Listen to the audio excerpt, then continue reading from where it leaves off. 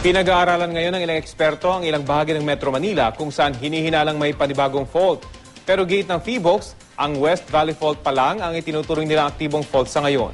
Balitang hatid ni JP Soriano.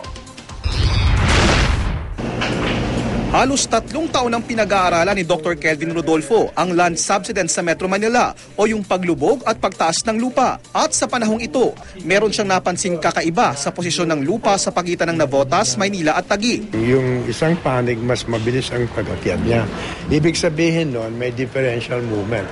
Kung meron kang biyak at may differential movement, more than likely faults. Yeah. It's an initial finding.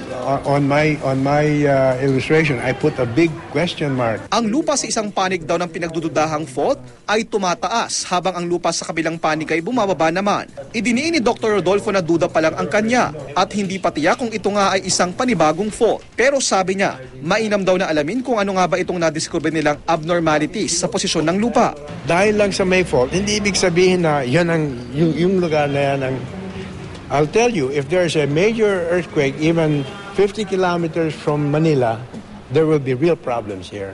Unang nakilala si Dr. Rodolfo sa kanyang pag-aaral sa Mount Pinatubo at sa ibinugan nitong Lahar. Isa siya ngayong Professor Emeritus ng University of Illinois at kasalukuyang consultant ng Project NOAA ng DOST, ang Philippine Institute of Volcanology and Seismology of PHIVOLCS. Sinabing alam daw nila ang tinutukoy ni Rodolfo. Pero idiniin ni PHIVOLCS Director Renato Solidum na sa ngayon, ang West Valley Fault lang ang napapatunayang nag-iisang aktibong fault sa Metro Manila. We have looked at some of the data that we have where we actually have monitoring data on the ground, and we have not concluded anything yet whether it's a fault or it's a fault, more so if it's active. Gayunpaman, patuloy daw ang kanilang pag-aaral.